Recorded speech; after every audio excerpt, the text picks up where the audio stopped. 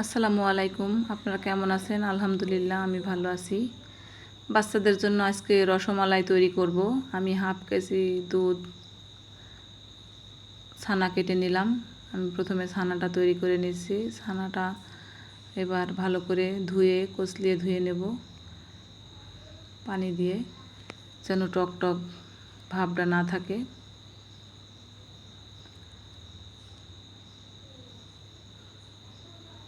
ভালো করে পানি দিয়ে কচলিয়ে ধুয়ে নিচ্ছি।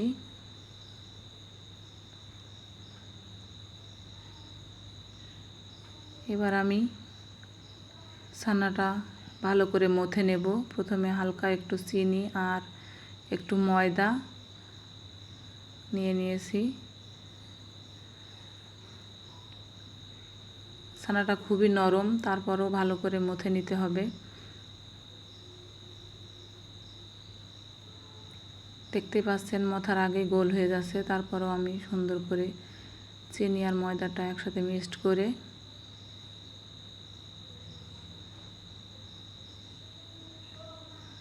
ছানাটা ভালো করে মথে নিচ্ছি।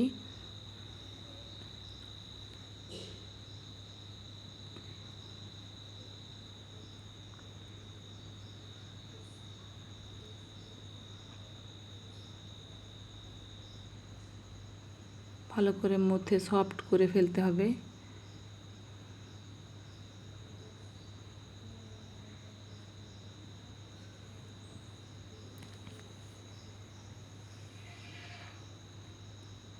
দেখুন আমার মথা প্রায় হয়ে গেছে,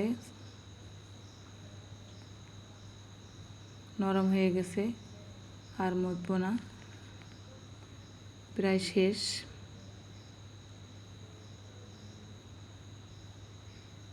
দেখতেই পাচ্ছেন একদম নরম হয়ে গেছে। এবার আমি মিষ্টিগুলো তৈরি করে নিচ্ছি ছানা দিয়ে।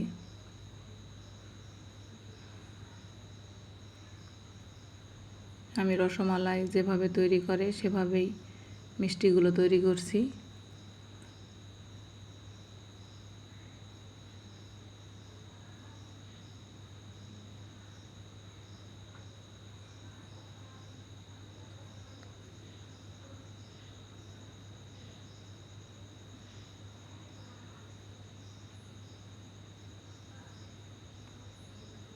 একে একে আমি সবগুলো মিষ্টি তৈরি করে নিলাম। এবার চলে যাব শিরা তৈরি করতে।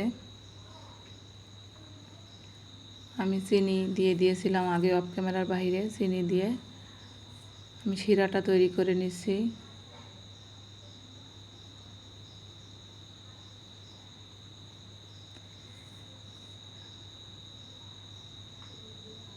চিনিগুলো এবার গলে গেছে। এবার আমি সেই মিষ্টিগুলো দিয়ে দেব। যখন এভাবে বলক আসার ভাব হবে তখন মিষ্টিগুলো দিয়ে দিতে হবে।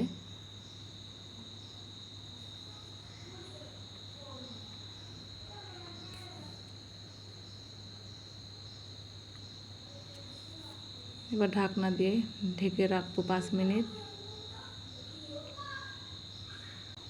এভাবে মিষ্টিগুলো 20 মিনিট আমি রান্না করব। দেখুন কিভাবে ফুলে গেছে মিষ্টিগুলো।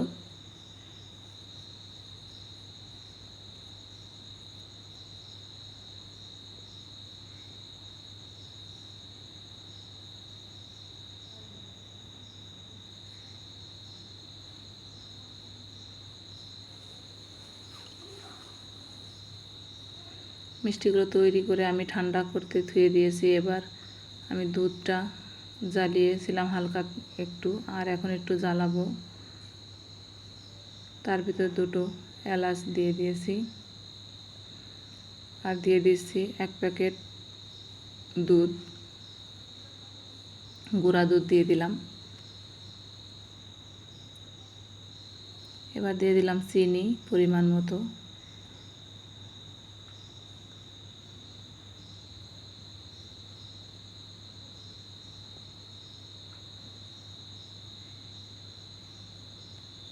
জালটা প্রায় হয়ে গেছে। এবার আমি মিষ্টির ভিতরে সেই দুধ দিয়ে দেবো অ্যাড করে।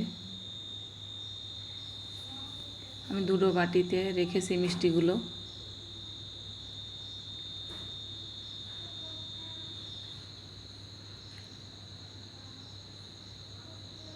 এবার অনেকক্ষণ রেখে দেব ঠান্ডা করার জন্য।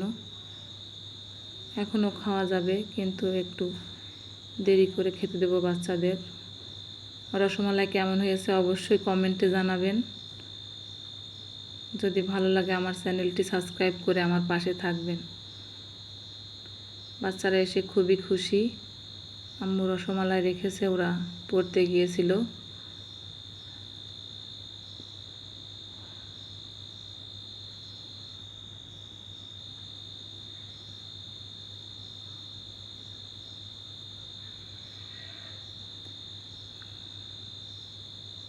খুব খুশি হয়েছে, হঠাৎ করে এসে দেখে আম্মু রসমালাই বানিয়ে রেখেছে। আমার বাচ্চা দুটোর জন্য আপনারা দোয়া করবেন। আজকের ভিডিও এ পর্যন্তই। আপনাদের ধন্যবাদ।